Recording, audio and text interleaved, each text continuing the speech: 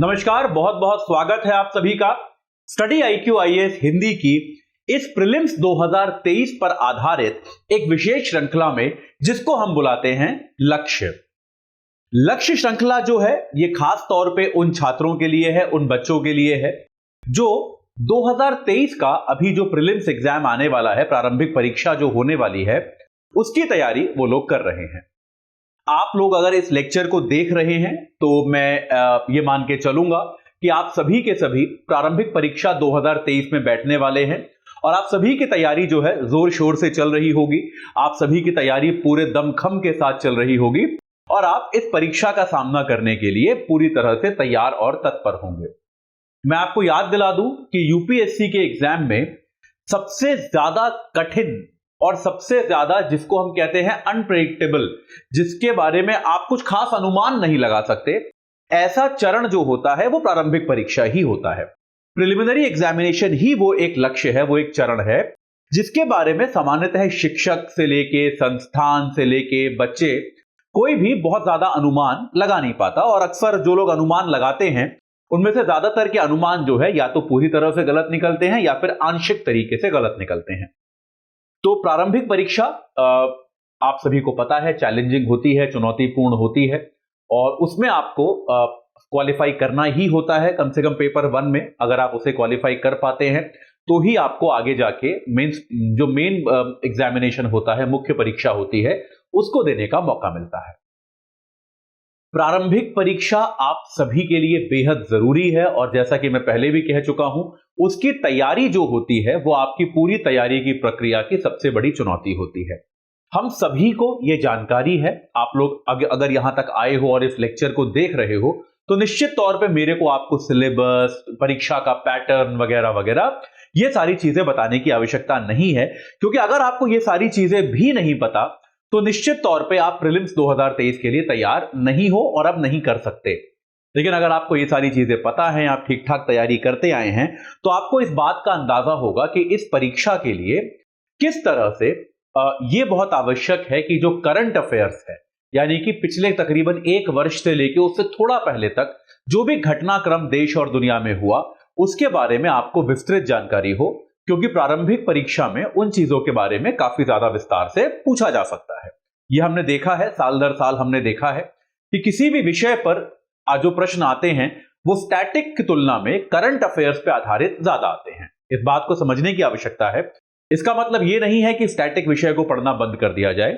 इसका मतलब यह है कि स्टैटिक विषय से कॉन्सेप्ट को समझकर उसको अप्लाई कैसे करना है, उसको लागू कैसे करना है, इस कला का विकास किया जाए। ठीक है, यह बहुत जरूरी है।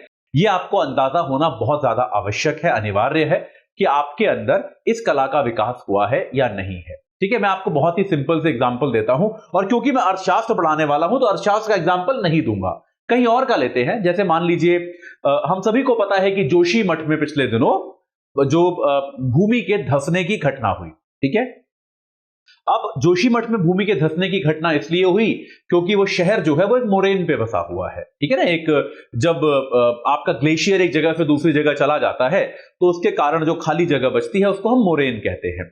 उस पर कोई चट्टान नहीं होती, ठीक है, वहां पर अवसाद जमा होते हैं, जमीन समतल हो जाती है, लेकिन चट्टान पर आधारित वो नहीं होता, तो वहां का जो बेस होता है वो बहुत ज्यादा सशक्त नहीं होता है। तो मोरेन पर वो बना हुआ है और अब वो धंसने लगा। ये न्यूज में आया, हर जगह आया, प्राकृतिक आपदा के तौर पे इसको देखा गया। अब हो सकता है कि इस बार की प्रारंभिक परीक्षा आपसे मोरेन को लेकर सवाल पूछ ले कि मोरेन जो है उसमें ऐसी क्या बातें होती है, या इनमें से कौन से चीज से मोरेन जुड़ा हुआ है, नदी, हवा, ग्लेशियर इत्यादि। इस प्रकार के सवाल आपसे पूछे जा सकते हैं। अब अगर यह सवाल आएगा तो इसको आप भूगोल का सवाल कहोगे या करंट अफेयर्स का कहोगे। आपसे जोशीमठ का नाम भी नहीं पूछा जाएगा, आपसे यह पूछा जाएगा मोरेन से जुड़ा हुआ एक सवाल पूछ लिया। आपको लगेगा यार ये तो ज्योग्राफी का सवाल है, जियोमॉर्फोलॉजी का सवाल है, सविंदर सिंह में दिया हुआ होगा। आपको लगेगा ये एकदम सही सवाल है, ये तो जियोमॉर्फोलॉजी का सवाल है। लेकिन मैं बार बार ये कहूंगा कि ये करंट अफेयर्स का सवाल था। ठीक है, आपसे पूछी गई थ्योरी, मोरेन से जुड़ी हुई थ्योरी पूछी गई, लेकिन ये थ्योरी आपसे क्यों पूछी गई? क्योंकि वो अभी न्यूज में था, क्योंकि उस पर आधारित एक घटना घटी थी, इसलिए आपसे यह पूछा गया, अन्यथा आपसे यह नहीं पूछा जाता। यह एक बहुत महत्वपूर्ण बात है जिसको आपको समझने की आवश्यकता है। तो ये बात जो है, इस पर हम कितनी भी देर बात कर सकते हैं कि यूपीएससी में करंट अफेयर्स जो है प्रारंभिक परीक्षा में खास तौर पे बेहद ज्यादा महत्वपूर्ण है। आपका चयन होना या ना होना आपकी करंट अफेयर्स के कवरेज पे पूरी तरह से निर्भर करेगा, ये बात स्पष्ट है। तो स्टडी IQ IAS हिंदी जो है वो ये प्रयास कर रहा है कि आपके चयन के रास्ते में ये जो करंट अफेयर्स नाम का बड़ा सा पत्थर है, इसको हम हटा दें। इसको जो है हटाने में हम आपका पूरा सहयोग दें, और उसके लिए हम लेकर आए हैं लक्ष्य कार्यक्रम। लक्ष्य कार्यक्रम में आप पॉलिटी की क्लासेस कर चुके हैं, पॉलिटी वाले लेक्चर्स आप लोग देख चुके हैं। अब हम शुरू कर रहे हैं अर्थशास्त्र या भारतीय अर्थव्यवस्था को लेकर लक्ष्य के लेक्चर्स। तो लक्ष्य के लेक्चर्स में क्या होगा, पिछले एक वर्ष में जो भी महत्वपूर्ण करंट अफेयर्स हुआ है, जहां से हमको लगता है कि प्रश्न पूछे जाने चाहिए, उनको हम आपको एक बार संक्षेप में पढ़ा देंगे, ताकि अगर उन पे सीधा सीधा प्रश्न आ जाए तो फिर आप जो है उसको हल कर पाएं, आप उसको सॉल्व कर पाएं। कुछ मेरे ख्याल से 8-10 क्लासेस में हम अपनी इकोनॉमिक्स को खत्म करेंगे, घंटे भर की क्लास होगी, ठीक है। तो इसको हम कोशिश करेंगे कि जल्दी से जल्दी खत्म करें, क्योंकि मुझे पता है प्रारंभिक परीक्षा की तैयारी आप कर रहे हैं, बहुत ज्यादा दूर एग्जाम नहीं है आपसे, और समय आपके लिए सब कुछ है। तो मुझे पता है कि अक्सर YouTube पे जो बच्चे कंटेंट देखते हैं वो कमेंट करते हैं और मस्ती भी करते हैं, टाइम पास भी करते हैं, वो अच्छी बात है, उसमें कोई खास दिक्कत नहीं है। इस क्लास में, क्योंकि ये क्लास केवल अभी जो 2 महीने 2.5 महीने बाद जो एग्जाम होने वाला है उस पर आधारित है, इसीलिए मैं आपसे थोड़ी ज्यादा गंभीरता की उम्मीद करूंगा। मैं चाहूंगा कि आप जो है इस वाली क्लास को ज्यादा गंभीरता से देखें, ज्यादा गंभीरता को समझें, और कोशिश ये करें कि आप मेरा सहयोग करें कि 1 घंटे के अंदर मैं ज्यादा से ज्यादा चीजें कवर कर पाऊं, ठीक है। क्योंकि आपके समय का नुकसान हो रहा है। मुझे उतना फर्क नहीं पड़ेगा, मैं 10 की जगह 12-14 क्लासेस भी कर लूंगा, मुझे कोई दिक्कत नहीं है। लेकिन यह समस्या आपको हो सकती है कि आपको शायद जो, अगर मैं खत्म करूंगा तो अगले टीचर आएंगे और वो अगले सब्जेक्ट का लक्ष्य शुरू करेंगे, ठीक है। तो ये बहुत जरूरी है कि हम समय रहते इसको खत्म करें, क्योंकि आपके पास दिन सीमित है, मेरे पास दिन सीमित नहीं है, आपके पास सीमित है। तो आपसे ही मैं आग्रह करूंगा कि आप इन कक्षाओं के स्मूथ संचालन में आप सहयोग करें, ठीक है। ये मैं आपसे एक बार बहुत ज्यादा विनम्रता पूर्वक आपसे आग्रह करूंगा।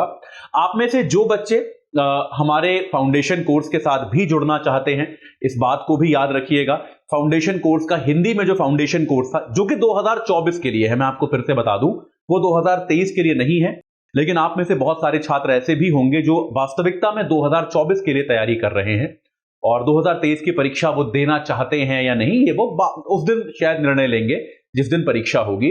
तो अगर आप 2024 के लिए बहुत सही तरीके से, एक संयत तरीके से आप तैयारी करना चाहते हैं, तो मैं आपको याद दिला दूं कि हमारा फाउंडेशन बैच जो है उसका दूसरा बैच प्रारंभ हो रहा है 11 मार्च से, ठीक है। 11 मार्च 2023 से हमारा फाउंडेशन कोर्स का दूसरा बैच प्रारंभ हो रहा है। सायं 6 बजे उसकी लाइव क्लास हुआ करेगी।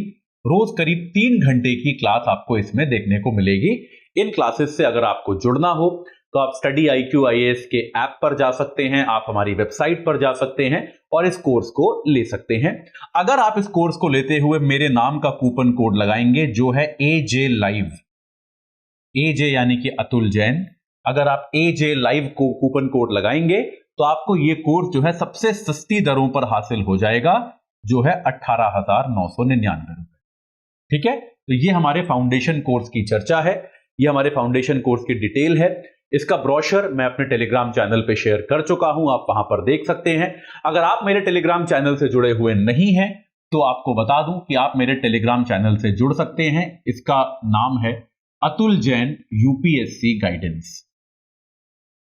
इस नाम के टेलीग्राम चैनल से आप जुड़ सकते हैं, जहां पर मैं जो 2 सामान्य क्लासेस लेता हूं, एक होती है अर्थव्यवस्था की क्लास सुबह 10 बजे और एक होती है करंट अफेयर्स की क्लास जो मैं शाम को 4 बजे लेता हूं, जिसमें मैं संपादकीयों की चर्चा करता हूं हिंदू और इंडियन एक्सप्रेस के हिंदी भाषा में।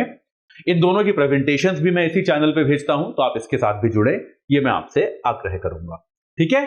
चलिए, तो एक जोश के साथ प्रारंभिक परीक्षा के हम देने वाले हैं। अपने उत्साह को बना के रखिए, मनोबल को बना के रखिए, क्योंकि किसी भी परीक्षा में याद रखिए तैयारी हम सभी एक सीमा तक कर सकते हैं, और उस सीमा के बाद सारा गेम जो होता है मनोबल का होता है।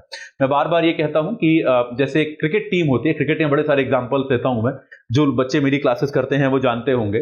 तो क्रिकेट टीम में क्या होता है कि अगर आप इंडिया में, मान लीजिए आप भारत देश में, इतना बड़ा देश है, अगर आप टॉप 50 क्रिकेटर्स में से एक हैं, तो फिर आप सब में टैलेंट बहुत है, इसमें कोई शक नहीं है ना। अगर आप ऊपर के 50 क्रिकेटरों में आ गए हो इस देश के, तो आप सब में लगभग बराबर ही टैलेंट होगा। इक्का दुक्का चलिए कोई एक्सेप्शनल ही होगा जो बहुत बड़ा लेजेंड होगा, बाकी सब तो मानता हूं मैं बराबर ही टैलेंट होता है। तो उन 50 में से वो कौन लोग बनते हैं जो लेजेंड माने जाते हैं और 20 साल 15 साल का जिनका करियर होता है, जो रिकॉर्ड बनाते हैं, और ऐसे कौन लोग होते हैं जो 2-4 मैच खेलकर बाहर निकल जाते हैं, उनको फिर कभी मौका नहीं मिल पाता। थोड़ी तकदीर भी होती है इसमें, कोई मानने में कोई बुराई नहीं है, लेकिन उसके अलावा ये वो लोग होते हैं जिसको हम कहते हैं एटीट्यूड, जिनका एक एक एटीट्यूड होता है बड़े स्तर पे खेलने का, जो बड़े दबाव को झेलकर आगे खेल सकते हैं, है ना। ये एक इंपॉर्टेंट चीज है कि आप किस तरह का एटीट्यूड रखते हैं। तो वो एटीट्यूड अपना हमेशा अच्छा बनाकर रखिए, सकारात्मक बना के रखिए। प्रारंभिक परीक्षा में ये आपको बहुत काम आएगा, ये मैं आपको अपने अनुभव से भी बता रहा हूं कि आपको बहुत ज्यादा काम आएगा प्रीलिम्स में, अगर आपका एटीट्यूड जो है पॉजिटिव है। आप देखेंगे आपके बराबर या आपसे बेहतर तैयारी वाले ऐसे लोग जिनका एटीट्यूड थोड़ा सा नकारात्मक है, उनको सफलता इसमें नहीं मिलेगी। ठीक है, चलिए आगे बढ़ते हैं, शुरू करते हैं आज की हमारी चर्चा। तो हमारी चर्चा में जो हम पहली बात करेंगे वो हम करेंगे डिजिटल करेंसी की, कि भाई एक डिजिटल करेंसी जो है, मैं कलर बदल लेता हूं क्योंकि इसमें इंक ब्लैक ही है, तो कुछ और कलर कर देते हैं। चलिए ये वाला कलर पकड़ लेते हैं। तो रिजर्व बैंक ऑफ इंडिया ने क्या किया है, एक सेंट्रल बैंक डिजिटल करेंसी को लॉन्च किया है। सीबीडीसी इसका नाम है, सीबीडीसी इसको बुलाया जा रहा है, सेंट्रल बैंक डिजिटल करेंसी। ठीक है, और इसको हम एक आम भाषा में किस नाम से बुला रहे हैं, डिजिटल रुपया या फिर ई रुपया। ठीक है, तो एक ऐसा एक पायलट के तौर पे, अभी पूरी तरह से आप, ऐसा नहीं कि हम सभी के पास ये आ गया है और हम सभी इसका भरपूर प्रयोग करने लगे हैं, ऐसा नहीं है, क्योंकि कोई भी आर्थिक निर्णय जो होता है वो पहले पायलट के तौर पे लॉन्च किया जाता है। तो एक पायलट के तौर पे ये इसको लॉन्च किया गया है। आपको शायद ये फॉन्ट साइज थोड़ा छोटा लग रहा होगा, तो मैं इसको एक बार थोड़ा बड़ा करने का प्रयास करता हूं। हाँ, तो एक डिजिटल करेंसी जो है, ई रुपया जो है, ये रिजर्व बैंक ऑफ इंडिया ने लॉन्च किया है। ये आपको याद रखना है, करंट अफेयर्स है, थोड़ा जल्दी जल्दी पढ़ाऊंगा, ये बात याद रखिएगा, बहुत ज्यादा इसमें समझने वाली चीजें हैं नहीं। दिसंबर 2022 में रिजर्व बैंक ऑफ इंडिया ने इसको लॉन्च किया है, इसका पायलट करना प्रारंभ किया है, और इसके पायलट में क्या हुआ है, ठीक है, ये तो हम कर चुके। हाँ, अब इसमें सीबीडीसी है क्या, इसको हम एक बार समझने की कोशिश करते हैं कि भाई ये सीबीडीसी दरअसल है क्या। सीबीडीसी क्या है, डिजिटल रुपया है या फिर ई रुपया है। यह आरबीआई द्वारा जारी फिएट करेंसी का डिजिटल संस्करण है।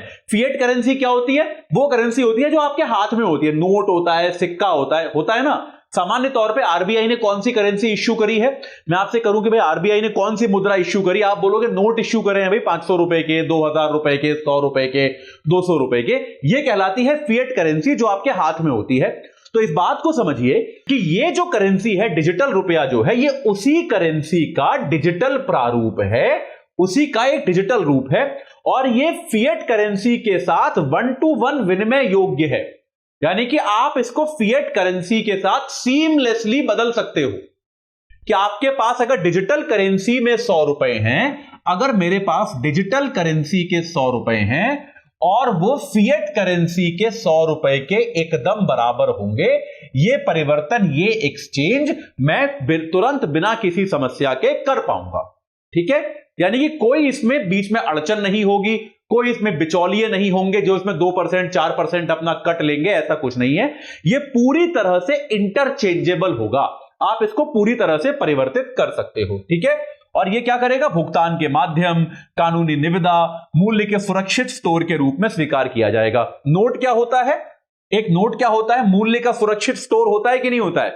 मैं आपको पहले भी इकोनॉमिक्स की क्लास में पढ़ा चुका हूं ये, कि नोट क्या है तो कागज का टुकड़ा ना यार, और तो कुछ नहीं है। उस कागज के टुकड़े में हमने थोड़ी सी वैल्यू भर दी है, उस मूल्य को वो सुरक्षित रखता है अपने साथ, वो कागज का टुकड़ा, यही नोट है। यही सेम चीज यहां पर भी होगी कि डिजिटल संस्करण में भी वो उतनी ही मुद्रा को अपने अंदर संरक्षित सुरक्षित रखेगा। ठीक है, ये हो गया हमारा सीबीडीसी। क्लियर हुआ, बिल्कुल एकदम जिस तरह से आपके पास फिएट नोट होता है वैसे ही डिजिटल नोट भी आपके पास होगा। मुझे पता है एक आध डाउट आ रहा होगा दिमाग में, अभी आगे एड्रेस करूंगा उनको सबको, चिंता मत कीजिएगा। ठीक है, सब एड्रेस करूंगा, आप चिंता मत कीजिएगा। अच्छा, मैंने फॉन्ट चेंज किया था इसलिए ऐसा हुआ था। ठीक है, तो अब क्या है, यहां पे क्या होगा, इसको इश्यू कौन करेगा, इसको इश्यू करेगा केंद्रीय बैंक। ठीक है, इस बात को देखिए समझिए, मैं आपको बता ही देता हूं। आप में से कई लोग कहोगे कि यार लेकिन डिजिटल करेंसी तो मैं ऑलरेडी यूज करता हूं, मेरे बैंक अकाउंट में पैसे पड़े हैं, मैं उसको यूपीआई के थ्रू पे कर देता हूं। करता हूं कि नहीं करता हूं? आपके बैंक अकाउंट में पैसे पड़े हैं, आप यूपीआई के थ्रू उसका पेमेंट कर देते हो, आपको किसी को पैसे देने आप एनईएफटी से कर देते हो, आप बिना कैश के जो ट्रांजैक्शन करते हो, आप में से कई लोगों के दिमाग में आ रहा होगा ये भी तो डिजिटल करेंसी है कि नहीं है? बिल्कुल है, सही बात है आपकी। लेकिन इन सबके लिए आपको बैंक चाहिए कि नहीं चाहिए? अगर आपका बैंक में अकाउंट नहीं है, आप यूपीआई प्रयोग कर सकते हो, यानी कि आपको एक मध्यस्थ चाहिए। ये समझ रहे हैं कि इन सारी चीजों के लिए आपको क्या चाहिए? एक बैंक अकाउंट चाहिए। एक बैंक अकाउंट होगा, उसमें आपके पैसे होंगे, यूपीआई उससे लिंक्ड होगा, उससे कनेक्टेड होगा, आपके बैंक अकाउंट से पैसे लेके दूसरे के बैंक अकाउंट में डाल देगा। ये यूपीआई करता है। लेकिन फिएट करेंसी का क्या नॉर्म होता है? अगर आपकी जेब में 500 रुपए हैं तो क्या आपको बैंक अकाउंट की जरूरत है? देश में थोड़ा बहुत कैश तो सबके पास होता है, जिन लोगों के बैंक अकाउंट भी नहीं है उनके पास भी कैश होता है। और अगर मैं आपसे एक चॉकलेट खरीदता हूं और मैं आपको 50 रुपए कैश देता हूं तो वो बेसिकली मेरी जेब से आपकी जेब में जा रहा है, वो मेरे अकाउंट से आपके अकाउंट में तो नहीं जा रहा ना। यूपीआई कहां अटक जाएगा? मान लीजिए मेरे पास बैंक अकाउंट नहीं है तो मैं आपसे वो सौदा नहीं खरीद सकता, या आपका बैंक अकाउंट नहीं है तो मैं आपके साथ सौदा नहीं खरीद सकता। तो फिएट करेंसी यही काम आती है कि नहीं आती, कि भैया अगर अकाउंट ही नहीं है तो यूपीआई कैसे काम करेगा?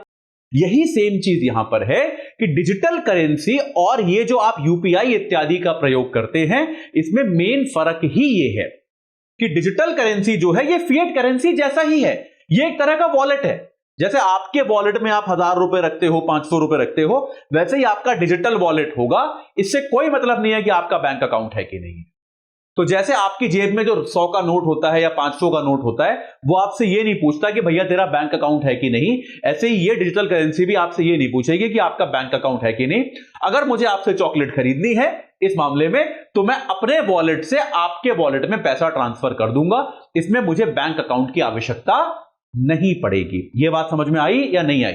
ये बहुत इंपॉर्टेंट बात है, याद रखिएगा। ठीक है, इसीलिए और यहां पे क्या है, कोई बैंक जो है, कोई वाणिज्यिक बैंक बीच में आने की आवश्यकता नहीं है, किसी वाणिज्यिक बैंक की कोई खास भूमिका नहीं है। इसीलिए ये क्या होगा, तुलन पत्र क्या होता है? Balance sheet. हर नोट जो होता है वो बैलेंस शीट के थ्रू होता है।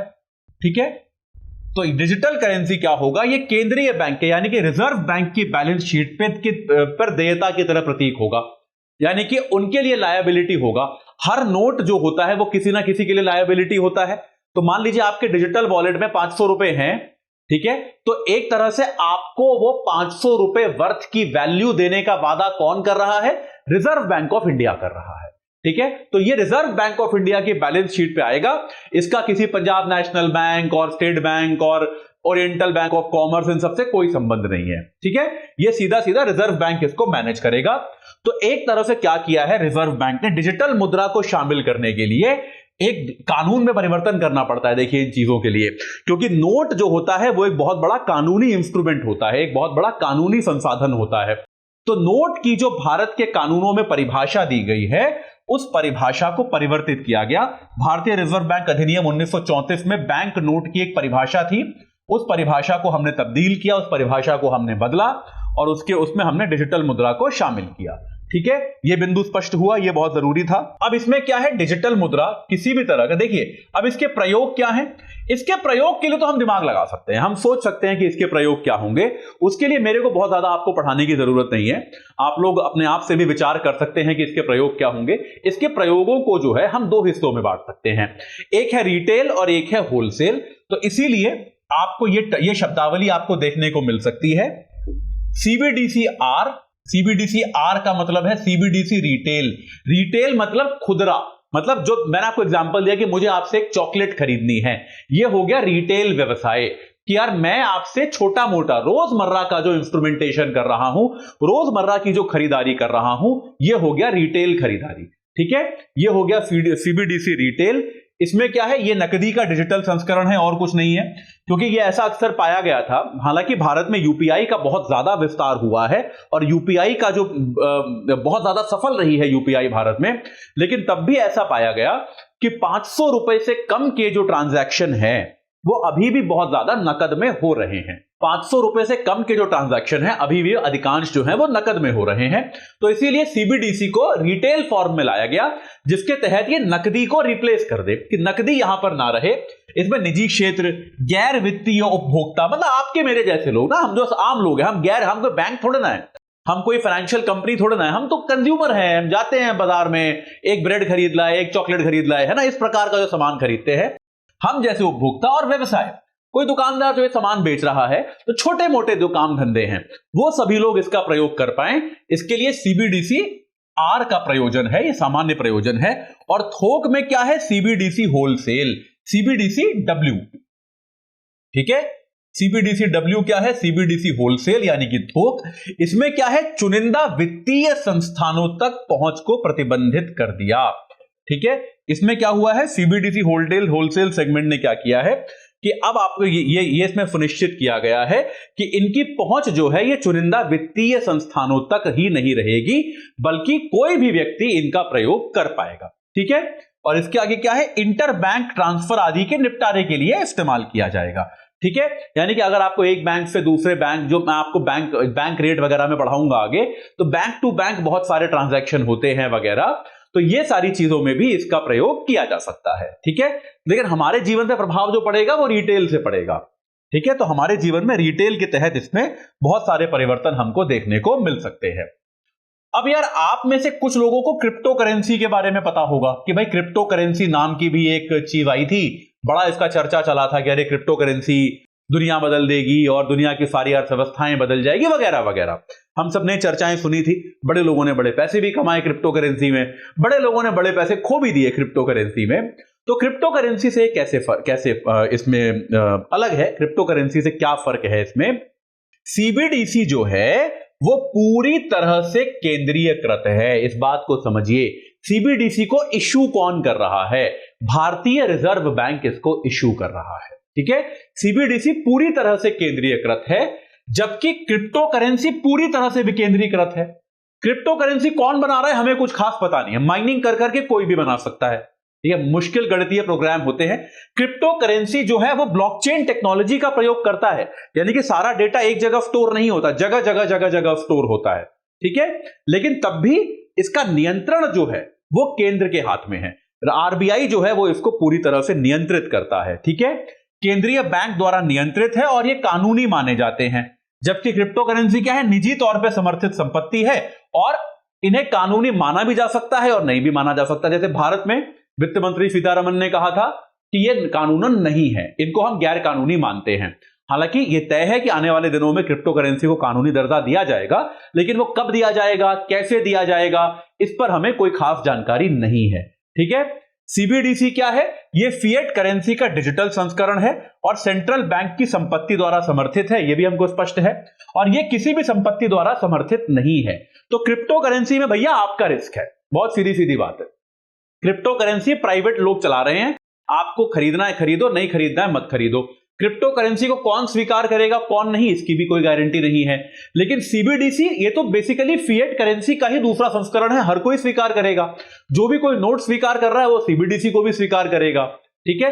क्रिप्टो करेंसी पे टैक्स लगेगा, इस पे कोई टैक्स नहीं लगेगा, ठीक है। ये सारी चीजें हैं, तो ये फर्क है सीबीडीसी और क्रिप्टो करेंसी में, ये भी आपको याद रखना है। तो क्रिप्टो करेंसी और सीबीडीसी के बीच का जो मूलभूत फर्क है वो ये है कि क्रिप्टो करेंसी एक ऐसा एक्सपेरिमेंट है, क्रिप्टो करेंसी जो है वो एक ऐसा आर्थिक प्रयोग है जिसके पीछे सरकार या फिर रिजर्व बैंक की कोई बैकिंग नहीं है, ठीक है। मतलब वो आपका रिस्क है, एक अलग तरह का एक्सपेरिमेंट हो रहा है, एक अलग तरह की चीज बन रही है।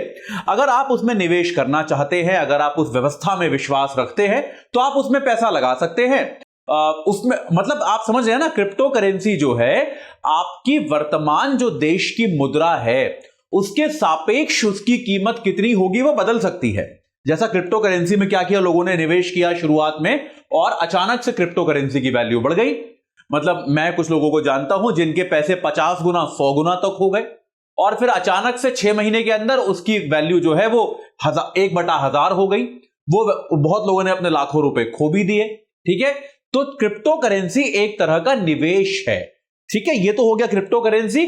जबकि सीबीडीसी क्या है? सीबीडीसी बस आपके पास मुद्रा को रखने का एक अलग तरीका है, एक ज्यादा मॉडर्न तरीका है, एक ज्यादा डिजिटल तरीका है जिस तरीके से आप मुद्रा को रख सकते हैं। यह बात याद रखिएगा, इन दोनों में कोई कंफ्यूजन मत रखिएगा। इनमें कंफ्यूजन होने की संभावना क्यों है? क्योंकि दोनों चीजें डिजिटल हैं, क्योंकि दोनों चीजें जो हैं इनको स्टोर करने की जो गतिविधि है वो ब्लॉकचेन टेक्नोलॉजी पर निर्भर करती है। ठीक है, तो यह कारण है कि आपको ऐसा प्रतीत हो सकता है, आपको ऐसा लग सकता है कि ये जो पूरी प्रक्रिया है इसमें कुछ समानताएं हैं, लेकिन समानताएं केवल तकनीकी आधार पर ही आती हैं। एक तरह से मुद्रा की जो मान्यता है उसको लेके दोनों पूरी तरह से अलग है। सीबीडीसी जो है वो आपकी जो ट्रेडिशनल परंपरागत मुद्रा जो है वही है, उससे कुछ अलग नहीं है, बस उसको स्टोर करने का तरीका अलग है। वही क्रिप्टो करेंसी आपके परंपरागत मुद्रा से बिल्कुल भी मिलती जुलती नहीं है, उससे पूरी तरह से अलग है। ठीक है, यह बात याद रखिएगा, इस फर्क को आपको याद रखना है। चलिए आगे बढ़ते हैं। अब ई रुपया जो है इसके स्वरूप क्या हो सकते हैं भाई? बिल्कुल वही। देखिए, आप देखेंगे तो आप पाएंगे कि आपको ऐसा लगेगा कि मैं आपको जनरली पैसे कैसे रखे जा सकते हैं वो बेसिक पढ़ा रहा हूं, क्योंकि बात वही है, ये और कुछ नहीं है, पैसे ही हैं। बस पैसे को आप कैसे रख। अच्छा चलिए, अभी एक बार के लिए सीबीडीसी भूल जाइए। अगर मैं आपसे कहूं कि आपके पास 1000 रुपए हैं फॉर एग्जांपल, उन 1000 रुपयों को रखने के क्या तरीके हैं? या तो आप उन्हें नोट की तरह अपने बटुए में रख सकते हैं, अपने वॉलेट में रख सकते हैं, या फिर आप उन्हें अपने बैंक अकाउंट में रख सकते हैं। ये दो तरीके हैं आपके पास 1000 रुपए रखने के, और तो कोई तरीका है नहीं। यही सेम तरीका आपके पास सीबीडीसी को रखने का भी है। पहला तरीका क्या है? पहला तरीका यह है कि आप उसे टोकन के आधार पर रखें, बैंक नोट्स की तरह। बैंक नोट्स क्या होते हैं? वो होते हैं बियरर इंस्ट्रूमेंट। ये याद रखिए, थोड़े तकनीकी शब्द है ये। बियरर इंस्ट्रूमेंट का मतलब क्या होता है? बियरर इंस्ट्रूमेंट का मतलब होता है भाई, जिसकी लाठी उसकी भैंस। मतलब बियरर इंस्ट्रूमेंट का मतलब यह है जिसके हाथ में वो नोट है वो उसका है, उसका कोई ट्रेल नहीं है, उसका कोई पहचान नहीं है, कोई पता नहीं है। नोट का कोई ये नहीं कि अगर मेरा नोट मेरे हाथ में है तो वो मेरा है, वो नोट मैं आपको दे दूंगा तो वो आपका हो जाएगा। ठीक है, नोट की कोई और जान पहचान नहीं होती, नोट की कोई और तरीका नहीं है। अगर आपकी जेब से 500 रुपए का नोट निकला और मैं ये दावा कर रहा हूं कि ये नोट मेरा है, तो कोई तरीका नहीं है इस बात को समझने का, इस बात को सुनिश्चित करने का कि ये नोट आपका है या मेरा है, क्योंकि जिसके पास वो है वो उसका है। ये बात तो मतलब क्लियर है ना यार। नोट मतलब मान लीजिए मैं कह रहा हूं कि नहीं, आपने मेरी जेब से 500 रुपए का नोट चुरा लिया, नोट आपकी जेब में है, क्या मैं इसे किसी भी तरह से सिद्ध कर सकता हूं? मैं इसको सिद्ध नहीं कर सकता, क्योंकि अनलेस मेरे को उस नोट का नंबर याद हो, कुछ हो, क्योंकि होता नहीं है ना, सामान्य तौर पे कहां होता है। तो इसीलिए नोट जो होता है वो बियरर इंस्ट्रूमेंट है कि भाई जिसके हाथ में वो है, जो उसको बियर कर रहा है, जो उसको धारण कर रहा है, वो अपनी सारी शक्ति, सारी क्षमता उसी व्यक्ति को देता है जो उस नोट को धारण कर रहा है। यह बात स्पष्ट है आपको? ठीक है, नोट होता है बियरर इंस्ट्रूमेंट और इसे धारण करने वाला व्यक्ति ही स्वामी माना जाएगा। और ये क्या होता है? नॉर्मली रिटेल में ऐसा ही होता है कि नहीं होता? आप जब बाजार से ब्रेड खरीदने जाते हो तो आप जेब में 100 का नोट डाल के लेके जाते हो ना यार। थोड़ा ना आप ये सोचते हो कि बैंक अकाउंट में मैं अपना पैन कार्ड लेके जाऊंगा, सुनिश्चित करूंगा कि मैं जो फंड ट्रांसफर कर रहा हूं वो मेरे अकाउंट से हो। ये सब कहां करते हो आप? तो आपका जो रिटेल का खर्चा है, जो आप सामान्य तौर पे जो खुदरे ट्रांजैक्शंस करते हो, उसके लिए आप सीबीडीसी आर में ये टोकन के आधार पे ज्यादा चलने वाला है कि आपके वॉलेट में आपका पैसा होगा, आप उसे पैसे की तरह कैरी कर रहे हो, तुरंत दूसरे आदमी को ट्रांसफर कर रहे हो, काम खत्म। ठीक है, प्राप्तकर्ता को स्वामित्व सत्यापित करना होगा। यानी कि नोट में क्या हुआ, मान लीजिए अगर मैंने आपसे एक ब्रेड खरीदा और मैंने आपको 100 का नोट दिया, तो आपको कायदे में मुझे ब्रेड तभी देना चाहिए जब मैं आपको पैसे दे दूं। यानी कि आप अगर प्राप्त करता हो, उस पैसे के आप प्राप्त करता हो, तो आपको यह सुनिश्चित करना होगा, यह सत्यापित करना होगा कि पैसा आपके पास आ गया है। ठीक है, एकदम स्पष्ट है, इसमें कोई दिक्कत नहीं है, मतलब कोई एकदम बेसिक कॉमन सेंस है। क्योंकि ये तरीका नया है इसलिए हम कॉमन सेंस को दोबारा पढ़ रहे हैं, है तो एकदम कॉमन सेंस, हम लोग अपने रोजमर्रा के जीवन में इसका प्रयोग करते हैं।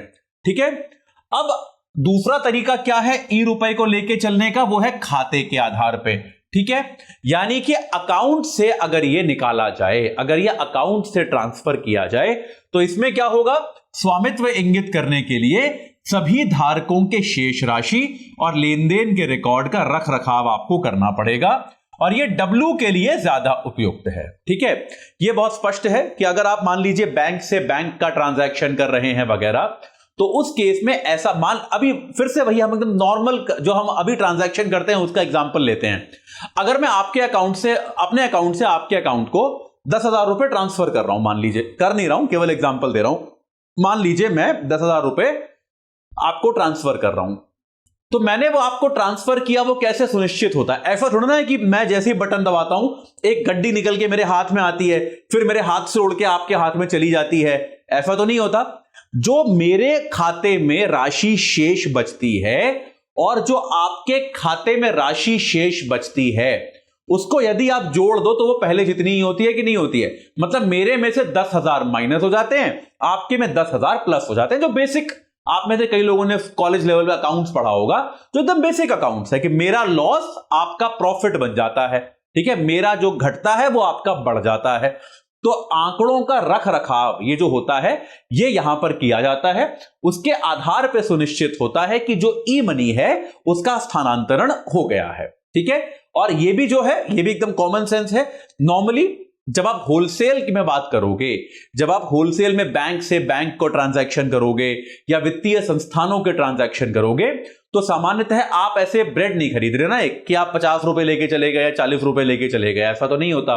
तो आप बड़े खर्चे करोगे, आपके ट्रांजैक्शन का अमाउंट बहुत बड़ा होगा, तो आप जो है ये टोकनाइज्ड मनी की बजाय आप खाते के आधार पे करोगे। मतलब वही फिर से सिंपल लॉजिक की बात है यार, कि आप अगर 50 रुपए की, 40 रुपए की, 30 रुपए की ब्रेड खरीदने जाते हो तो आप नकद लेके जाते हो ना, ठीक है यार 20-25 रुपए 50 रुपए की ब्रेड है, दे देंगे यार।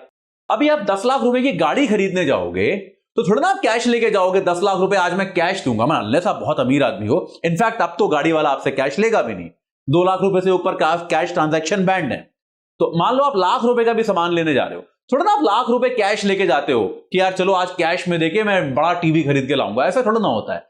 आप उसके लिए अकाउंट ट्रांजैक्शन करते हो। वही सेम चीज यहां पे है कि बड़ा अमाउंट होता है, बड़ी संख्या होती है, नॉर्मली संस्थान से संस्थान की ओर होता है, तो फिर ये भी आपका अकाउंट ट्रांजैक्शन के जरिए होता है, नकद के जरिए ये नहीं होता है।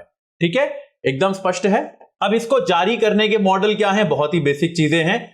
इसको जारी करने के मॉडल क्या होते हैं? एक होता है प्रत्यक्ष मॉडल, जिसमें एक स्तर होता है केवल, यानी कि सेंट्रल बैंक हर चीज के लिए जिम्मेदार होगा। देखिए अभी तो ये है पायलट स्टेज पे, अभी तो ये पूरी प्रक्रिया जो है इसका चल रहा है पायलट। पायलट का मतलब क्या होता है? अभी आपने कुछ जगहों पे थोड़ा थोड़ा इसको इंट्रोड्यूस किया है, आप ये देख रहे हो कि भाई इसमें कमियां क्या हैं, है ना। किसी भी चीज का हम पहले पायलट करते हैं, कहीं भी आप भी परीक्षा के पहले टेस्ट देते हो। टेस्ट सीरीज क्या होती है? टेस्ट सीरीज पायलट ही तो होती है। टेस्ट सीरीज क्या होती है कि यार अब मेरे में जो कमियां हैं, गलतियां हैं, मैं बहुत सारे क्वेश्चन नेगेटिव मार्किंग वाले करके आ जाता हूं, ये सब हम फिगर आउट कर लेते हैं ना, हम लोग पकड़ लेते हैं अपनी गलतियां। तो टेस्ट सीरीज क्या होती है? पायलट होती है। और पायलट में आप गलतियां करो, कोई दिक्कत नहीं है। आप चाहते ये हो कि जब आप वास्तविक परीक्षा तक जाओ तो आपकी गलतियां सुधर गई हो, आपके अंदर वो कमियां ना बची हो, इसीलिए आप पायलट करते हो। तो अभी तो ये पूरी प्रक्रिया जो है ये पायलट के स्तर पे है। तो इसीलिए सेंट्रल बैंक, रिजर्व बैंक कह रहा है कि यार चलो सारी मुद्रा हम इश्यू करेंगे, कोई दिक्कत नहीं है। लेकिन एक बार सोच के देखिए कि अगर ये इस पूरी प्रक्रिया ने जोर पकड़ लिया, अगर ये पूरी प्रक्रिया देश में कैश रखने का रिप्लेसमेंट बन गई, अगर पूरे देश की जनता जो है वो कैश रखने की बजाय इस प्रकार से डिजिटल मुद्रा को रखने में ज्यादा रुचि दिखाने लगी, तो आपको लगता है केंद्रीय भारतीय रिजर्व बैंक जो है उसके पास इतनी क्षमता है, बनाने की क्षमता है, लेकिन वितरण और प्रॉब्लम भी आएंगी कुछ ना कुछ, उन प्रॉब्लम्स को सुलझाने की क्षमता जो है ये रिजर्व बैंक के पास है कि वो पूरे देश को कवर कर पाए? इसका उत्तर है नहीं, है ना। मतलब कोई भी संस्थान जो है इतने बड़े देश में इतना शक्तिशाली नहीं हो सकता कि वो हर चीज का वितरण स्वयं कर ले, ऐसा तो नहीं हो सकता। तो इसके लिए 2 मॉडल होने वाले हैं। एक मॉडल होगा प्रत्यक्ष मॉडल, जहां पे सेंट्रल बैंक ही इश्यू करेगा और सारी देखभाल सेंट्रल बैंक करेगा। ये शुरुआत में ठीक है, कोई दिक्कत नहीं है, लेकिन जैसे जैसे ये पूरी प्रक्रिया स्केल करेगी, जैसे जैसे ये पूरी प्रक्रिया आगे बढ़ेगी, इसका विस्तारण होगा, तब क्या होगा, सेंट्रल बैंक जो है वो बिचौलियों के माध्यम से अप्रत्यक्ष रूप से उपभोक्ता को सीबीडीसी जारी करेगा। ठीक है, अब वो बिचौलिए कोई कौन हो सकते हैं, आर्थिक संस्थान हो सकते हैं, एनबीएफसी हो सकते हैं, शेड्यूल्ड बैंक हो सकते हैं, पेमेंट बैंक हो सकते हैं, बहुत सारे बिचौलिए हो सकते हैं। आरबीआई इसके लिए अलग से बिचौलिए नियुक्त कर सकता है। ठीक है, लेकिन बीच में कुछ और संस्थान भी आएंगे, तो आरबीआई सीबीडीसी इश्यू करके उनको देगा और कस्टमर्स को बांटने का काम उनको दिया जाएगा कि भैया कस्टमर को आप बांटो, कस्टमर की कोई तकलीफ है वो भी आप देखो, कस्टमर की शिकायतें हैं वो भी आप देखो। ये ज्यादा स्केलेबल मॉडल है ना, ऐसे स्केल हो पाएगा। अगर पूरे देश की समस्याएं सारी आरबीआई खुद देखने बैठेगा तो यार आरबीआई मतलब कैसे करेगा, सोचो ना। अभी पायलट है, अभी आरबीआई कर रहा है, कोई बात नहीं, लेकिन आप जब प्लान करते हो किसी भी चीज का, तो आप प्लान तो आगे तक का बनाते हो ना। तो अगर आप एक स्केलेबल प्लान बनाना चाहते हो तो उसमें सब कुछ आरबीआई नहीं कर सकता, यह बात एकदम निश्चित है। ठीक है, चलिए, उपभोक्ताओं के कोई दावे भी आएंगे तो वो भी मध्यस्थ जो होगा, बिचौलिया जो होगा, वही संभालेगा। ये भी यहां पे एकदम क्लियर है, इसमें भी कोई डाउट नहीं है। ठीक है, चलिए आगे बढ़ते हैं। फायदे क्या है भाई इसके? मेरे ख्याल से फायदे तो आप लोग सब समझदार स्मार्ट लोग हो, 1-2 महीने में आप लोग प्रीलिम्स देने वाले हो, आप लोग खुद से सोच सकते हो। इतने आप में से काफी लोग मेरे साथ इकोनॉमिक्स पढ़ रहे होंगे, तो इतना तो मैंने आपको आर्थिक विचार करना सिखा दिया है ना, इतनी तो इकोनॉमिक थिंकिंग आपके अंदर डेवलप हो गई यार अब, कि आप फायदे सोच पाओ। लेकिन चलिए तब भी एक बार, एक तो सबसे पहली बात यार, ये जोखिम मुक्त आभासी मुद्रा है और वैध है। ठीक है, ये क्लियर है। अभी तक आभासी मुद्रा के नाम पे हम क्रिप्टो करेंसी चाहते थे। क्रिप्टो करेंसी के साथ प्रॉब्लम क्या थी यार, वो बड़ी रिस्की थी, क्योंकि क्रिप्टो करेंसी एक तो भारत सरकार मानती नहीं है कि ये वैध मुद्रा है, ये किसी भी बैंक से मान्यता प्राप्त नहीं है। क्रिप्टो करेंसी के दाम जो है वो शेयर मार्केट जैसे है, इनफैक्ट शेयर मार्केट से भी कहीं ज्यादा खतरनाक और कहीं ज्यादा वॉलेटाइल पाए गए हैं। तो क्रिप्टो करेंसी के दाम जो हैं वो कहां जा रहे हैं, किस स्तर पे जाएंगे, इस बात की हमको कोई खास समझ नहीं है। इस बात के विषय में हमें कोई जानकारी प्राप्त नहीं है। उसकी तुलना में सीबीडीसी पूरी तरह से जैसे सामान्य मुद्रा होती है वैसे ही है। तो ये एकदम जोखिम मुक्त है, आभासी मुद्रा है और ये पूरी तरह से वैध है। ठीक है, अब इसमें क्या है देखिए, आप जब देश में सामान्य मुद्रा चलाते हैं तो सामान्य मुद्रा मतलब नोट हो गया, सिक्के हो गया, उनको छापने और चलाने की एक कॉस्ट है। ठीक है, एक कीमत है, उनको छापने की एक कीमत है, उनको वितरित करने की एक कीमत है, उनको सुरक्षित रखने की एक कीमत है। ठीक है, आप मतलब मैं आपको बहुत ही बेसिक सा एग्जांपल दूंगा कि आप एटीएम मशीन पे जाते हो, जैसे बैंकों के लिए देखिए, बैंक एटीएम मशीन का चार्ज क्यों करते हैं आपसे, इसीलिए करते हैं ना, बैंकों की कॉस्ट है यार वो।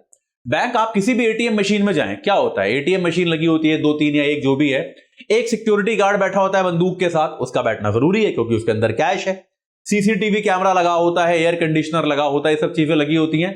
और बैंक अगर ऐसे 10,000 एटीएम सेंटर खोल रहा है देश भर में, या 5,000 खोल रहा है, 5,000 सिक्योरिटी गार्ड हो गए, 5,000 एसी हो गए, 5,000 सीसीटीवी कैमरा हो गए, उसके बाद भी चोरी चकारी होती है। ठीक है, यानी कि एक कॉस्ट है। तो ये कॉस्ट जो है ये पूरी तरह से समाप्त हो जाती है अगर आप डिजिटल मुद्रा पे आ जाते हो। ये बात तो क्लियर हो गई। जैसे ही आप डिजिटल मुद्रा पे आ गए, आपका ये कॉस्ट खत्म हो गया। तो ये दोनों बिंदु जो है इनको मैं ले रहा हूं, एक तो भौतिक नकदी के प्रबंधन में जो आपकी परिचालन की लागत है, उसको बनाने की लागत, उसको वितरित करने की लागत, उसको सुरक्षित रखने की लागत, ये सारी लागत आपकी समाप्त हो गई और आपके लिए दरअसल पैसे को इधर से उधर करना सस्ता हो गया। सस्ता हो गया कि नहीं हो गया? दूसरी चीज, ओवरहॉल को कम करके भुगतान प्रणाली में लचीलापन और दक्षता लाना। ठीक है, तो आपके यहां ओवरहॉल कम हो गया, यानी कि मुद्रा को जो आपको परिवर्तित करना है समय समय पर, मुद्रा की क्वालिटी खराब हो जाती है, नोट फट जाते हैं, नोट समाप्त हो जाते हैं, इस प्रकार की चीज जो है ये सब समाप्त हो जाती है। आपकी भुगतान की प्रणाली एकदम जीरो लॉस प्रणाली बन जाएगी कि नहीं बनेगी? कि यार डिजिटल मुद्रा तो डिजिटल ही है ना, वो कैसे खराब हो जाएगी यार, वो तो जैसी है वैसी ही रहेगी, है ना। तो ये जो है ये आपका एक बहुत ही इंपॉर्टेंट चीज है। अगली सबसे बड़ी बात, अवैध धन को कम करेगा। देखिए, ये सारी चीजें जो चल रही हैं, इन सबके पीछे लक्ष्य एक है कि हमको अर्थव्यवस्था को कैश से रहित करना है।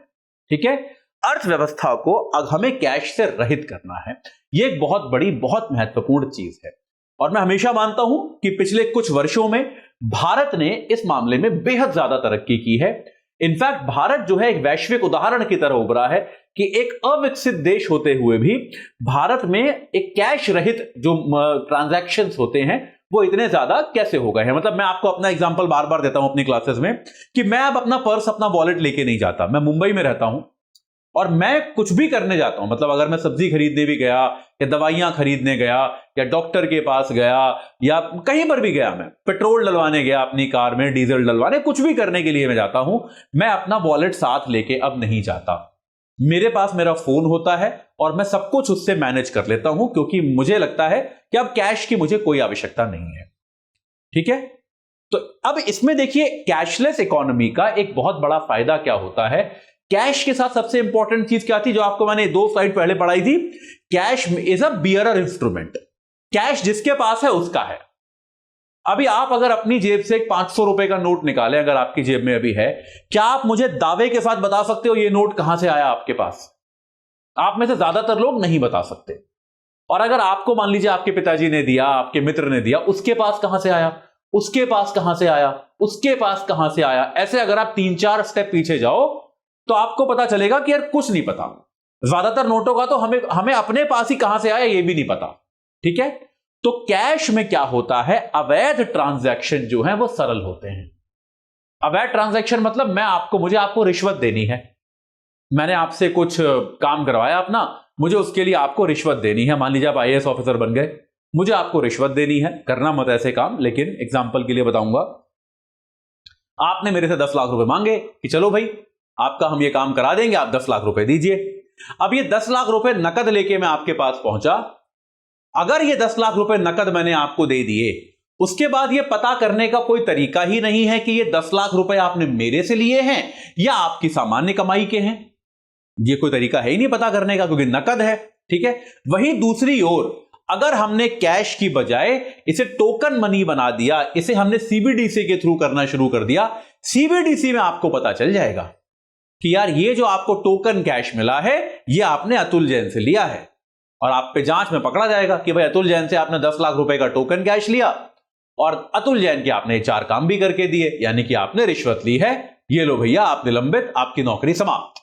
है ना? तो भ्रष्टाचार जो है, जो अवैध धन है वो कम होगा। अवैध जो ट्रांजैक्शंस होते हैं अर्थव्यवस्था में वो कम होंगे क्योंकि इसका ट्रेल होता है। हमेशा आपने सुना होगा money trail is very important. किसी भी भ्रष्टाचार के मामले में हमेशा यह कहा जाता है कि पैसा कहां से कहां गया ये ढूंढो, ये पता करो कि पैसा कहां से कहां गया। अगर आप ये ढूंढते जाओगे तो आपको हमेशा भ्रष्टाचार का स्रोत मिल जाएगा, आपको चीजें पता चल जाएंगी। तो ये मनी ट्रेल जो है ये बहुत आसान हो जाता है बनाना अगर आप डिजिटल मुद्रा का प्रयोग कर रहे हो। ठीक है, इसके अलावा इसमें ऑफलाइन क्षमताएं होंगी, है ना? हमको पता है यूपीआई ज्यादातर ऑनलाइन होता है, अगर आप ऑफलाइन है तो यूपीआई ट्रांजैक्शन अक्सर होते नहीं है, लेकिन ये क्योंकि आपके वॉलेट में होगा तो ये ऑफलाइन क्षमताएं भी इसमें होंगी। यानी कि देश के वो लोग जिनके पास इंटरनेट नहीं है, जिनके पास कायदे का ढंग का इंटरनेट नहीं है, वो भी इसका प्रयोग आसानी से कर पाएंगे। यह आकर्षक होगा, सुलभ होगा, जीरो कॉस्ट होगा, कोई कीमत नहीं होगी इसकी, और इसमें ऑफलाइन क्षमताएं भी होंगी। ठीक है, तो ये इसके कुछ खास फायदे हैं जिनको हमें समझने की जरूरत है। बहुत आसान है, मेरे ख्याल से इसमें कोई ऐसी खास बात नहीं है जो आपको डाउट हुआ होगा। अब इसी के कुछ भाग हैं। ठीक है, इसके भाग क्या हैं? आरबीआई ने नवंबर 2022 से क्या किया, होलसेल सेगमेंट में, है ना, CBDC W जो है आपके डिजिटल रुपए का पायलट प्रारंभ किया। होलसेल आपको मैं बता चुका हूं, जहां संस्थागत तौर पे आप डिजिटल रुपए का प्रयोग प्रारंभ कर रहे हो, यह होलसेल वाला डिजिटल रुपया है। इसका भी आरबीआई ने एक पायलट प्रारंभ किया। एक बार इसको आगे देखने की कोशिश करते हैं।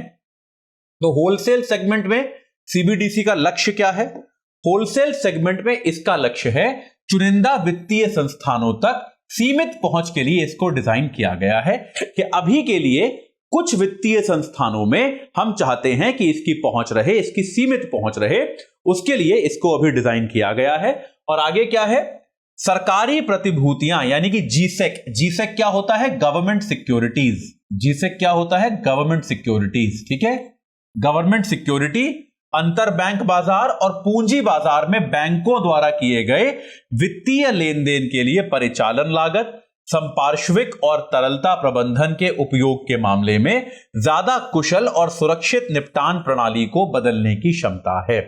अक्सर क्या होता है, हमारा एक वित्तीय मार्केट भी होता है। एक तो ट्रांजैक्शन वो है जो हम लोग कर रहे हैं, मैं बार बार ब्रेड का एग्जांपल ले रहा हूं कि आप गए नीचे घर के और आपने कुछ सामान खरीद लिया, एक तो ये होता है ट्रांजैक्शन। दूसरे ट्रांजैक्शन वो होते हैं जो बड़े स्तर पे होते हैं, बैंक आपस में करते हैं, बैंक रिजर्व बैंक के साथ करते हैं। बैंक अक्सर सरकारी सिक्योरिटीज खरीदते हैं और सरकार को पैसे देते हैं। सरकार कई बार उन सिक्योरिटीज के बदले बैंक्स को पैसे देती है या वित्तीय संस्थानों को पैसे देती है। संपार्श्विक क्या होता है, कोलैटरल, कि बैंक कई बार क्या होता है, कुछ लोन लेने के लिए कोलैटरल रखते हैं या कुछ कोलैटरल के बदले उनको लोन मिलता है, आदि आदि। जो पूरे संस्थागत ट्रांसफर हैं, संस्थागत मनी ट्रांसफर हैं, तो इन सारी चीजों को भी आप डिजिटल मनी के जरिए करके, सीबीडीसी डब्ल्यू के जरिए करके आप इनको ज्यादा कार्यकुशल बनाओगे। ये एक प्रक्रिया स्थापित की जा रही है सीबीडीसी डब्ल्यू के अंतर्गत। ठीक है, बहुत ही सरल है, इसमें कोई खास दिक्कत नहीं है। इसमें क्या है, ई रूपी जो है डब्ल्यू, याद रखिएगा सीबीडीसी डब्ल्यू लिखा हो या फिर ई रूपी डब्ल्यू लिखा हो, बात एक ही है, मतलब में कोई फर्क नहीं है। ठीक है, सरकारी प्रतिभूतियों में द्वितीयक बाजार का लेन देन जो है, द्वितीयक बाजार मतलब सेकेंडरी मार्केट। सरकार ने प्रतिभूति बनाई अपनी, सरकार ने अपनी सरकारी प्रतिभूति मतलब गवर्नमेंट सिक्योरिटी। गवर्नमेंट ने अपनी सिक्योरिटी पहली बार किसी बैंक को बेच दी या किसी वित्तीय संस्थान को बेच दी, वित्तीय संस्थान ने उसको खरीद लिया। अब सोचिए, सरकारी जो गवर्नमेंट सिक्योरिटीज होती हैं उनका एक सेकेंडरी मार्केट भी होता है। सेकेंडरी मार्केट से मतलब क्या है कि अगर सरकार ने अपनी सिक्योरिटीज बनाई, ठीक है, सरकार ने अपनी सिक्योरिटीज इश्यू की और वो पहले किसी ने खरीद ली, मान लीजिए एक बैंक ने खरीद लिया। अब सरकारी सिक्योरिटी का मतलब क्या है कि बैंक को उस पर 7% और 6% जितना भी इंटरेस्ट है, सरकार ने जो इंटरेस्ट कमिट किया है वो मिल जाएगा। लेकिन बैंक खाली उतना नहीं चाहता, बैंक चाहता है इससे और पैसे कमाना। तो बैंक क्या करेगा कि सरकारी सिक्योरिटी को खुले बाजार में बेचेगा। ठीक है, और कई बार क्या होता है, जितने बैंक को तुरंत पैसा चाहिए, तो अगर मान लीजिए बैंक ने मान लीजिए 1 लाख रुपए की गवर्नमेंट सिक्योरिटी खरीदी, एग्जांपल के लिए बता रहा हूं केवल, ठीक है, 1 लाख रुपए की बैंक ने गवर्नमेंट सिक्योरिटी खरीदी और बैंक को पता है कि यार 5 साल बाद सरकार हमें 2 लाख रुपए देगी, मान लीजिए एग्जांपल के लिए। तो बैंक ने अभी 1 लाख रुपए की खरीदी, पर बैंक को 5 साल बाद 2 लाख रुपए की दरकार नहीं है, बैंक को आज 1.25 लाख रुपए की दरकार है। ठीक है, तो बैंक क्या करेगा, द्वितीयक बाजार में जाएगा, सेकेंडरी मार्केट में जाएगा, जहां पर वो कहेगा भैया देखो मेरे पास ही गवर्नमेंट सिक्योरिटी है और सरकार इसके 5 साल बाद 2 लाख रुपए देगी, पर मैं इसको अभी 1.25 लाख रुपए में बेचूंगा, लेनी है क्या? तो बाजार में आपको ऐसे बहुत सारे बायर्स मिल जाएंगे जो कहेंगे यार बढ़िया है, 1.25 लाख रुपए खर्च करके 5 साल बाद 2 लाख रुपए मिल जाएंगे और सरकारी सिक्योरिटी है तो गारंटीड है कि मिलेगा ही मिलेगा, पैसा डूबने का खतरा है ही नहीं। तो बहुत लोग जो है इस सिक्योरिटी को 1,25,000 रुपए में बैंक से खरीद लेंगे और फिर इस सिक्योरिटी के मालिक ये हो जाएंगे और सरकार ये 2 लाख रुपए इनको देगी। क्लियर हो गया कि नहीं हो गया? तो ये होता है प्रतिभूतियों का द्वितीयक बाजार। ठीक है, तो ऐसे द्वितीयक बाजार में लेन देन का निपटारा भी इससे हो पाएगा। ठीक है, इसमें क्या होगा, इसका महत्व क्या है, अंतर बैंक बाजार को और कुशल बनाएगा। आपको पता है कि अंतर बैंक बहुत सारे ट्रांजैक्शन समय समय पर होते रहते हैं, एक बैंक दूसरे बैंक से पैसे लेता रहता है, उसको पैसे देता रहता है, इस प्रकार के ट्रांजैक्शन हमेशा चलते रहते हैं। ये मार्केट जो है ज्यादा कुशल बनेगा और बुनियादी ढांचे या फिर संपार्श्विक यानी कि कोलैटरल की आवश्यकता को, ये पूर्व खाली नहीं है, पूर्व अनुमान होना चाहिए। ये प्रीएम्प्ट को ट्रांसलेट करके पूर्व खाली लिख दिया है, ये होना चाहिए पूर्वानुमान। पूर्वानुमान करके लेन देन की लागत को कम करें। यानी कि इसमें क्या होगा कि आपको मान लीजिए आपका कुल कितने का ट्रांजैक्शन हो रहा है, इसके लिए अक्सर आपको कितनी मुद्रा की आवश्यकता है यह चीज आपको पता पहले से ही चल जाएगी, क्योंकि आप डिजिटल ट्रांजैक्शन कर रहे हो और डिजिटल ट्रांजैक्शन की तो कोई कॉस्ट है नहीं। तो आपको कुल कितनी मुद्रा की आवश्यकता इस पूरे ट्रांजैक्शन में पड़ने वाली है, ये सारी चीजें आपको पहले से पता होंगी। तो आपके पास जो कई बार अनसर्टेनिटी होती है या फिर भुगतान की जो लागत है वो कम हो जाएगी। मतलब आप समझो ना, बहुत बेसिक सी चीज है यार, मुद्रा यूज ना करके डिजिटल मुद्रा यूज करोगे आप, कॉमन सेंस की बात है कि नहीं है। अभी आप में से मतलब जो लोग अभी मेरे साथ पढ़ रहे हैं, मुझे थोड़ा सा इसमें इसलिए लग रहा है क्योंकि सेकेंडरी मार्केट आपको मैंने अभी तक पढ़ाया नहीं है। सेकेंडरी मार्केट में आपको बैंकिंग और विदेशी व्यापार के बाद पढ़ाऊंगा, तो हो सकता है कि आपको अभी सेकेंडरी मार्केट थोड़ा सा कम समझ में आ रहा हो, लेकिन तब भी ये जो कोर्स है, ये जो क्लासेस हैं, ये उनके लिए हैं जो 2023 में परीक्षा अभी देने वाले हैं। तो आपके लिए आवश्यक है कि आप इन चीजों को समझें और याद करें, क्योंकि आपके लिए परीक्षा में ये आ सकती हैं। लेकिन मेरे जो छात्र हैं जो मेरे साथ सामान्य तौर पर अर्थशास्त्र की क्लास लेते हैं, उन्होंने क्योंकि अभी सेकेंडरी मार्केट पढ़ा नहीं है मेरे से, तो सेकेंडरी मार्केट में थोड़ा सा कंफ्यूजन आपको अभी आ सकता है, लेकिन चिंता मत कीजिए, बहुत बेसिक है ना। तो यही चीज जो है, ये इसका महत्व है कि आप जो है पूरी तरह से मुद्रा को ये डिजिटल मुद्रा से रिप्लेस कर देगा। अब जैसा हमने पढ़ा अभी तक होलसेल के लिए, बिल्कुल वही चीज रिटेल के लिए यहां पर लिखी गई है कि भैया खुदरा डिजिटल रुपया जो है, ई रूपी रिटेल, इसके लिए पहला पायलट लॉन्च करने की घोषणा की गई है। ठीक है, यह स्पष्ट किया गया है और इसको हम central bank digital currency CBDC भी कहते हैं। ठीक है, डिजिटल रुपया जो है वो रिटेल सेक्टर में भी लॉन्च किया गया है, ये एकदम स्पष्ट है। अब इसका पहला जो चरण, पहला पायलट जो है, इसको एक बार हम समझ लेते हैं। तो इसके लिए हमने क्या किया है कि एक सीयूजी बनाया है, एक हमने छोटा सा समूह बनाया है सीयूजी। सीयूजी क्या होता है? सीयूजी एक शब्द होता है जिसको हम सामान्यतः बोलते हैं corporate user group, closed user group कह सकते हैं इसको। तो क्लोज्ड यूजर ग्रुप का मतलब क्या है? कुछ लोग चुने गए हैं, कुछ लोग चुने गए हैं जिसमें कुछ ग्राहक हैं, कुछ व्यापारी हैं, इनको लेके हमने एक समूह बना दिया है और उन पर हम इसका पायलट कर रहे हैं। क्योंकि देखिए, पायलट करने की इंपॉर्टेंस क्या होती है, पायलट में गलतियां होंगी, ये तय है। पायलट किया ही इसलिए जा रहा है ताकि सिस्टम परफेक्ट बन पाए, सिस्टम में कोई कमी ना बचे। इसका मतलब यह है अभी कुछ ना कुछ कमियां होंगी, कुछ ना कुछ ऐसे ट्रांजैक्शन होंगे जो फेल होंगे, तो इसीलिए कुछ चुनिंदा लोगों के साथ इसका एक्सपेरिमेंट किया जा रहा है और अगर उनको कोई नुकसान होगा तो उसकी हम भरपाई कर देंगे, उसकी भरपाई जो है सरकार कर देगी ताकि कोई समस्या इसमें ना आने पाए। तो अभी एक ऐसा चुनिंदा लोगों का एक समूह बनाया गया है, चुनिंदा स्थानों और बैंकों को कवर किया जा रहा है, जिसमें केवल कुछ लोग इसका एक्सपेरिमेंट कर रहे हैं। कुछ शहर जो हैं, मुंबई, दिल्ली, बेंगलुरु, भुवनेश्वर, ये 4 शहर जो हैं इनको अभी चुना गया है, मुंबई, दिल्ली, भुवनेश्वर और बेंगलुरु, जहां पे ग्राहक और व्यापारी डिजिटल रुपए में का उपयोग कर पाएंगे। ठीक है, इसके मुताबिक पायलट क्या करेगा, ये रियल टाइम में, वास्तविक समय में डिजिटल रुपए के निर्माण, वितरण और खुदरा उपयोग की पूरी मुद्रा का, पूरी प्रक्रिया का मजबूती से परीक्षण करेगा रियल टाइम में। कि अगर मैं अभी एक सामान खरीदने गया तो क्या मेरे लिए मैं आसानी से डिजिटल मुद्रा जनरेट कर पा रहा हूं, क्या मैं उसको एक सामने वाले व्यापारी को ट्रांसफर कर पा रहा हूं, क्या वो उसे तुरंत रिसीव कर रहा है। क्योंकि देखिए, ट्रांजैक्शन में क्या होता है, रिटेल ट्रांजैक्शन में बहुत सारे गुण होते हैं, बहुत सारी चीजें होती हैं। रिटेल ट्रांजैक्शन में एक तो मेरे पास मुद्रा तुरंत उपलब्ध होनी चाहिए। अगर मुद्रा मेरे मांगने के आधे घंटे बाद मुझे मिल रही है तो उसका कोई फायदा है क्या? नहीं है। मतलब आप रेस्टोरेंट में खाने गए, आपने खाना खा लिया, अब आप बिल पेमेंट के टाइम पे बारकोड स्कैन करने बैठे, वो कह रहा है please wait, your currency will be ready in 30 minutes. तो आप आधा घंटा क्या करोगे? कुछ नहीं कर सकते ना, आपको मुद्रा तुरंत चाहिए। यानी कि रियल टाइम मुद्रा पैदा होनी चाहिए आपके पास, उधर आपके डिवाइस में रियल टाइम मुद्रा पैदा होनी चाहिए, यह पहली आवश्यकता है। दूसरी चीज यह है कि अगर मैंने मुद्रा ट्रांसफर की तो जिसको मैं मुद्रा भेज रहा हूं उसको भी तुरंत मिलनी चाहिए। मैंने मुद्रा ट्रांसफर कर दी, सामने वाले को आ रहा है कि you will receive the currency in 1 hour, तो सामने वाले के तो प्राण गले में अटके रहेंगे कि नहीं अटके रहेंगे कि यार नहीं आया तो। ऐसा हुआ है कि नहीं हुआ है? मतलब मेरे साथ हो चुका है एक आध बार ऐसा, लकीली मेरे साथ नहीं हुआ, पर एक्चुअली मेरे साथ भी हुआ है कि मैं, इनफैक्ट मेरे साथ एयरपोर्ट पे हुआ है।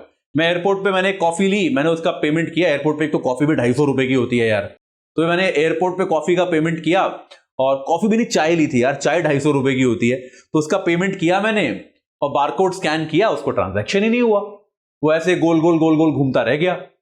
अब वो व्यक्ति कह रहा है कि सर आया नहीं है, मैं कह रहा हूं यार मेरा चला गया, मैं क्या करूं। हम लोग ऐसे ही खड़े रहे 5-7 मिनट। तो फिर उसके बाद मैंने क्या किया, मैंने कहा यार एक काम करता हूं, मैं एक दोबारा कर देता हूं, कोई बात नहीं, चलो ठीक है, देखा जाएगा। मैंने एक बार और ट्रांजैक्शन कर दिया, दोबारा फिर अगली बार उसके पास चला गया, मैं चाय लेके आके बैठ गया। वो दुकानदार शरीफ था, 5 मिनट बाद उसने दूर से आया, सर सर आपका पहला वाला भी आ गया है, तो पैसे आप वापस ले लीजिए मेरे से, तो उसने कर दिया वापस। लेकिन आप समझ रहे हैं इस तरह के ग्लिच आ सकते हैं। तो आपके पास मुद्रा तुरंत उत्पन्न होनी चाहिए, सामने वाले के पास तुरंत पहुंचनी चाहिए। अगर इसमें डिले है तो यह मॉडल सही नहीं है। तो इन सारी चीजों की क्या होती है, टेस्टिंग होती है। तो ये सारी टेस्टिंग जो है इसका हम रियल टाइम परीक्षण कर रहे हैं कि भैया ये वास्तविक जीवन में सही तरह से तुरंत हो भी रही है या नहीं हो रही। ये परीक्षण बहुत आवश्यक है। तो ये परीक्षण जो है ये आपका इस पूरी प्रक्रिया में चल रहा है। ठीक है, अब इसमें क्या है, ER क्या होगा भाई, बहुत ही मतलब ये तो आपको मैं बता चुका हूं पहले, बहुत ही सरल है एकदम, लेकिन तब भी एक बार इसको पढ़ लेते हैं, समझ लेते हैं, क्योंकि इंपॉर्टेंट टॉपिक है आपका बैंकिंग वाले ही चैप्टर में ये। तो ER क्या है, एक डिजिटल टोकन जैसा होगा। ER होगा कैसा, एक तरह का डिजिटल टोकन होगा जो कि एक कानूनी निविदा का प्रतिनिधित्व करता है। कि एक जो है डिजिटल टोकन होगा और एक करेंसी नोट क्या होता है, एक नोट क्या होता है, नोट क्या होता है, नोट सरकार और आपके बीच का एक निविदा होती है, एक मतलब क्या कहना चाहिए, एक अग्रीमेंट जैसा होता है कि आपने अगर ये नोट ले लिया तो इसकी मूल्य 500 रुपए रहेगी। तो उसका ही ये जो एक कॉन्ट्रैक्ट होता है आपका सरकार के साथ, एक सामान्य कागज वाले नोट में, उसी कॉन्ट्रैक्ट का एक डिजिटल रूप होगा। ठीक है, ये कागजी मुद्रा और सिक्कों के समान मूल्य वर्ग में जारी किया जाएगा और मध्यस्थों यानी बैंकों के माध्यम से वितरित किया जाएगा। ठीक है, तो अभी के लिए इसमें जो कार्यक्रम है वो ये है कि जितने के आपके नोट आते हैं, जैसे आपका नोट कितने का होता है, 10 का होता है, 20 का होता है, 50 का होता है, 100 का है, 200 का है, 500 का है और 2000 का है, तो उतने रुपयों के ही आपके पास ये जारी किए जाएंगे। इनको कुछ अलग प्रकार के मूल्य डिनोमिनेशन में जारी करने का अभी कोई कार्यक्रम नहीं है। अभी इनको हम एक तरह से जिस तरह के जिसके नोट जारी किए जाते हैं, जितने मुद्रा के, उतने ही मुद्रा के इसको भी जारी किए जाने की बात है।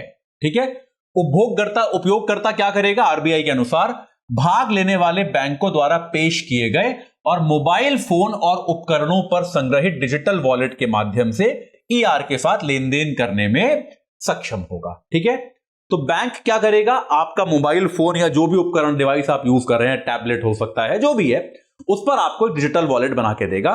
उस डिजिटल वॉलेट में आपकी जो ई मुद्रा है वो एक तरह से संरक्षित होगी, जिसके जरिए आप ट्रांजैक्शन यानी कि आदान प्रदान कर सकते हैं।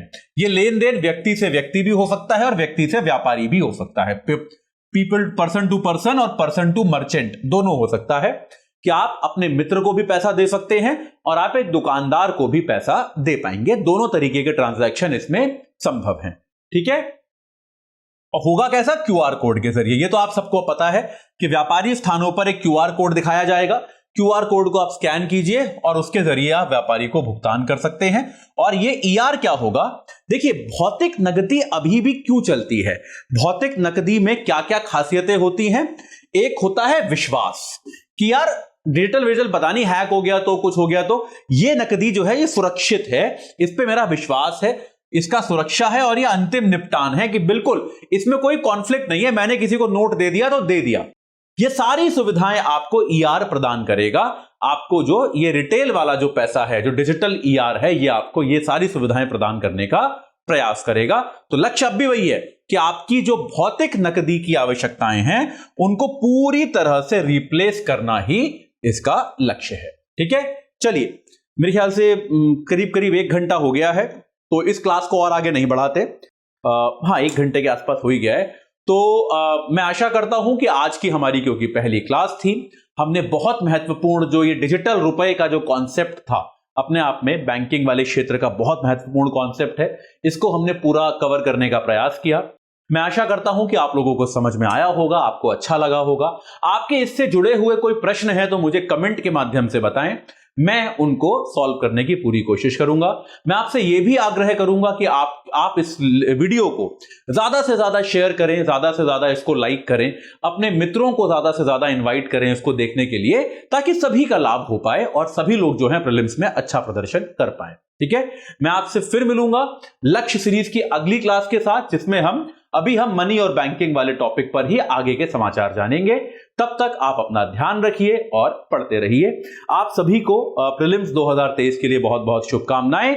और जाने के पहले मैं आपको एक बार दोबारा बता दूं, 11 मार्च 2023 से हमारा फाउंडेशन कोर्स का बैच नंबर 2 प्रारंभ हो रहा है।